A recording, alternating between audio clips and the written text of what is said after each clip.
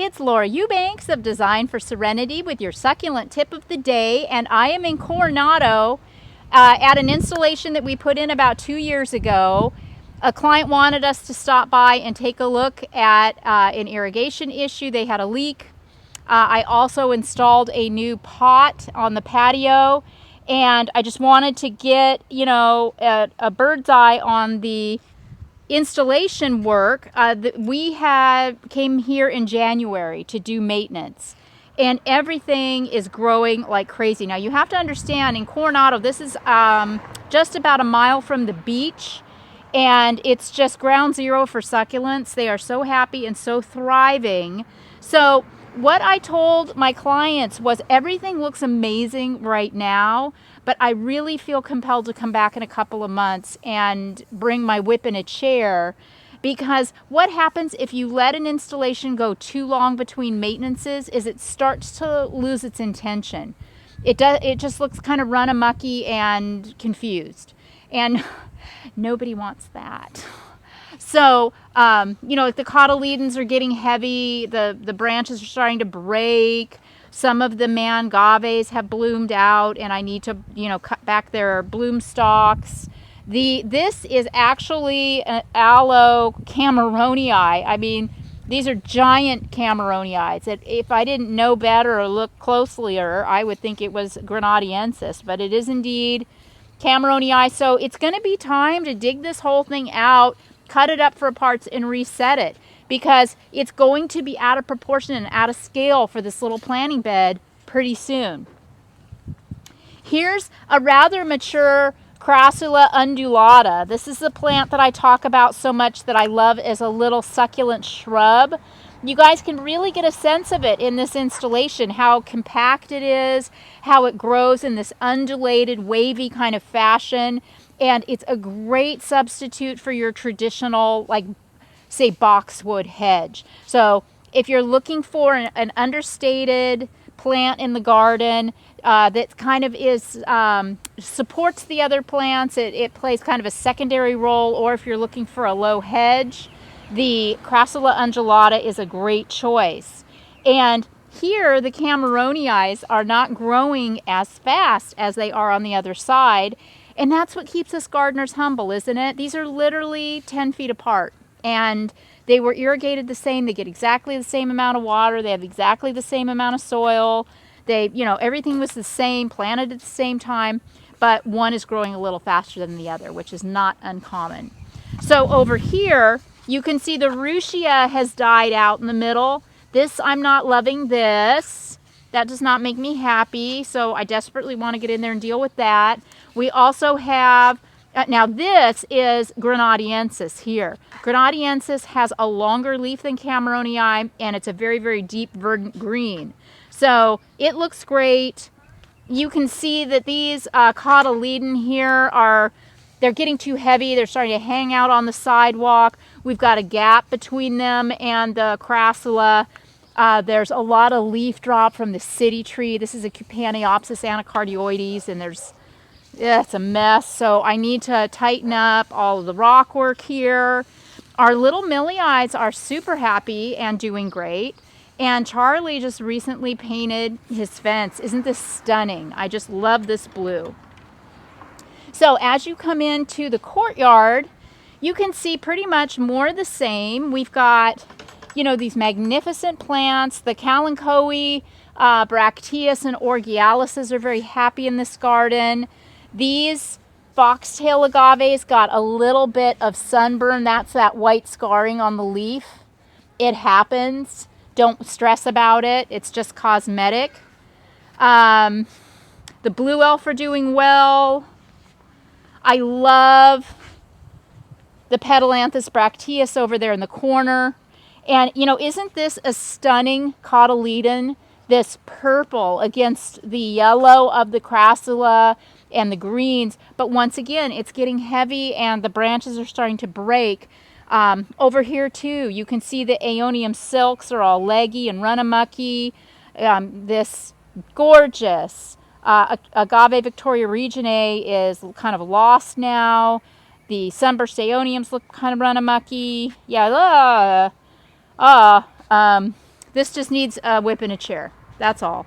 So, you know, I did, like I said, suggest to the client having us come back in the fall instead of the first of the year. And when I say, you know, a garden only needs me about once a year, that's an about. It really depends on the year. And we had a lot more rain this year than normal. And the weather's been really kind of strange. And what's happened is these plants have just gone berserk. Like this stand of Cameronii, this needs to come out. I need to cut these all up and reset them. It's getting too big. I want them to go back and revert to their red color.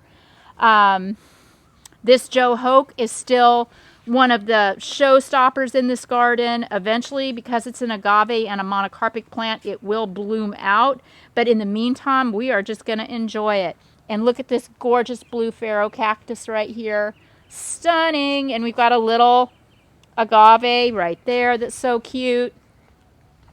Then this area is a little bit of a challenge because there's not a ton of air circulation and it is a little bit on the shady side. So I did some ficus repens and, you know, just things that would enjoy the shade. The Tradescantia, bromeliads, some aeonium.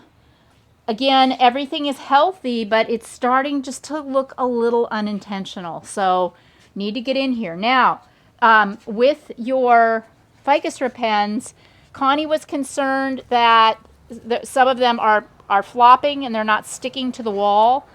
They just grew too fast and got too heavy, so my solution is just to trim and let it start over. And I like this to be, you know, kind of a fingered out, open kind of a look. This zipper plant is really, really adorable right here, growing really well. But this is one that I'll have to make decisions about pretty soon because it is going to outgrow the space. And frankly, you know, it's a little lost right there. So when I come back to do maintenance, that's when I'll probably be finding a new home for.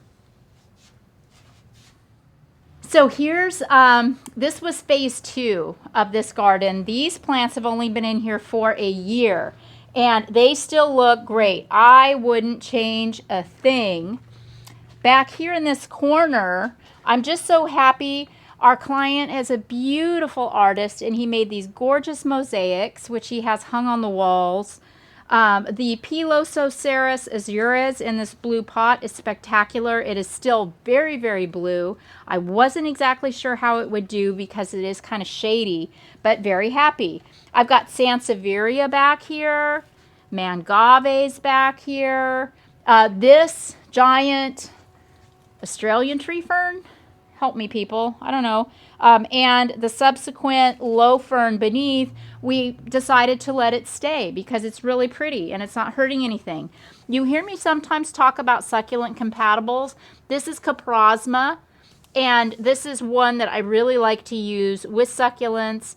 It is a drought tolerant, well-behaved little plant, sometimes called mirror plant, and it can add some really soft texture in even in a sun garden in coastal areas. We've got one right here too that has retained a little bit more of its color because it gets a little bit more sun. And note another one of Charlie's fabulous mosaics. Then this, yikes, look at these leaves on this Mangave. I mean, it almost looks like somebody like threw something on them, but it's interesting because this damage is like at the joint of the same place at each plant. So I think it just got hammered with some sun and burnt right there and then lost its will to live. So remember, don't panic when you see this kind of damage on a plant. As long as the new growth is healthy and happy, you're probably fine. And this was just an environmental issue. So that looks good. You know, my suggestion would be just to get rid of the yucky parts and get on with our lives. So yeah, that already looks 100% better. And this was also part of phase 2. This is a sunny inner courtyard patio. So our challenge was to get things in here that would tolerate more heat and more sun. So, you know, again, we found some really, really pretty plants that I know work for me. The Mongaves, the Sunburst Aeoniums, the Ruticope Aloes, the Crassulas, the Cotyledons, Kalanchoes.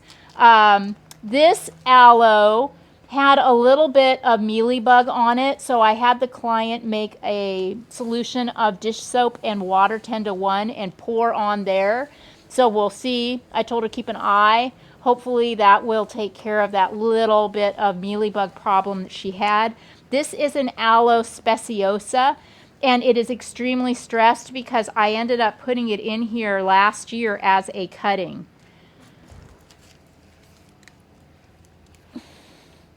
Yeah, it's got, I mean, I don't want to rip it out completely because I can feel a little pull, but it hasn't rooted very significantly yet, which is why it still looks very stressed. Check this out. The Mangave leaf is going right through a hole, and this is probably snail damage right here, would be my guess, but I just thought that was comedy. Okay, all right, and this was the pot that we did today. Picked this up at Planter Paradise. I did my Pachypodium Chino cactus combo that I'm so fond of. It had a lot more leaves on it, but in planting it, I managed to disrupt the leaves, so bad on me, but it will leaf back out in no time. These were pots that my design assistants did last year. They were looking a little dry. You can see if you get up on here closer, this is what a dry plant looks like. The crassula leaves, you know, are really desiccated and real skinny, and these are real wrinkly.